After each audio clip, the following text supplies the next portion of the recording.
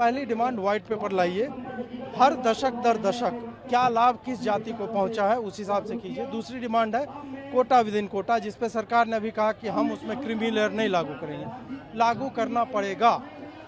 दूसरी डिमांड जो है हमारी वो ये है कि कोटा विद इन कोटा हो, जिसपे गवर्नमेंट ने अभी जस्ट बोला है कि हम क्रीमी लेयर जो है हम नहीं लागू करें। क्यों नहीं लागू करोगे आप? ये कितनी अब्सर्ड बात है कि सरकार उन कुछ दलित नेताओं के आगे झुक रही है जो दलित नेता केवल अपने जाति समूह की बात, जाति की बात कर, जाति समूह की बात, राजनीति उनकी दलित की है, लेकिन एक्चुअल में लाभ केवल और केवल अपने दल को पहुंचा रहे हैं। तो हमारा ये कहना है कि भाई कोटा विद इन कोटा होना चाहिए। 15% SC है, उसमें 3% उनको कर दो जिनको अभी तक मिलता रहा है, सबसे अधिक मिला है। 12% बचेगा, उसमें 1, 2, 3 कर सकते हैं आप, 4%, 3%, 6% ऐसे करके, ताकि एक्चुअल में जिसको चाहिए वहाँ तक पहुँचे। तीसरा डिमांड है मिनिमम मार्क्स का।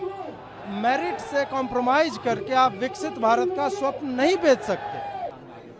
अरे प्रभु, इन लोगों को हर चीज में राजनीति ही दिखती है।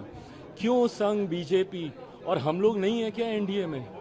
और ये आरक्षण किसी के कहने से समाप्त होने वाली चीज है क्या? संवैधानिक अधिकार है ये।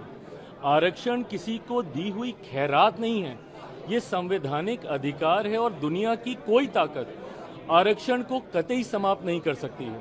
और जो लोग इसको समाप्त करने की सोच रखते हैं, कभी समीक्षा के माध्यम से, कभी सुधार के माध्यम से, उनको संभवतः ये पता ही नहीं है कि आरक्षण क्यों जरूरी है।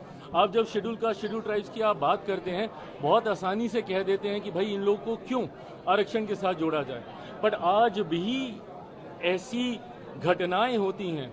खड़गे साहब के साथ क्या हुआ था? उस मंच पे गए थे, उस मंच का शुद्धिकरण किया गया ना।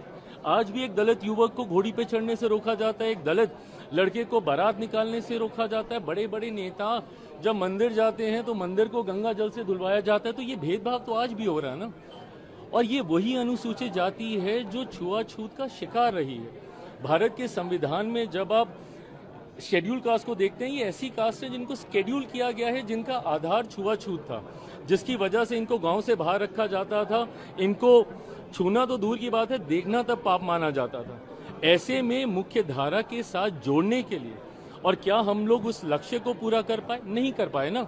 आज भी ये भेदभाव होता है। तभी जब मैं क्रीमी लेयर का भी मैं विरोध करता हूं, मैं इसीलिए करता हूं कि आज कम से कम हम लोग एकजुट हैं तो अपनी बात रख पा रहे हैं। बट जैसे ही इसमें सब क्लासिफिकेशन होने लग जाएगा, जैसे ही इसमें क्रीमी लेयर की बात हम लोग करने लग जाएंगे, तो ताकत हम लोग की घटने लग जाएगी। और जैसे ही ताकत घटेगी तो धीरे धीरे करके संभवतः ऐसी सोच वाले लोग जो आरक्षण को समाप्त करना चाहते हैं, उनको ज्यादा बल मिलेगा।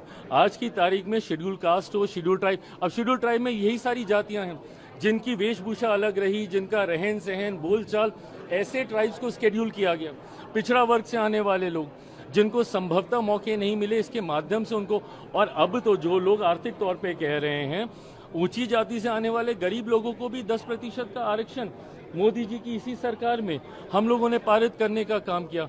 तो जो लोग ये सोच रखते हैं कि आरक्षण पे चर्चा होनी चाहिए, सुधार होना चाहिए, समीक्षा होनी चाहिए, बाबा साहेब की सोच से बनी हुई ये व्यवस्था है और दुनिया की कोई ताकत इसको, और मैं जब तक हूं, मैं इतना तो मैं पूरे गारंटी के साथ कह सकता हूं कि जिस सरकार में चिराग पासवान है, रामविलास पासवान जी का बेटा हूं, कतई इस व्यवस्था को बिगड़ने नहीं दूंगा। देश दुनिया की ताजा खबरें और वीडियोस के लिए अभी डाउनलोड करें पत्रिका ऐप।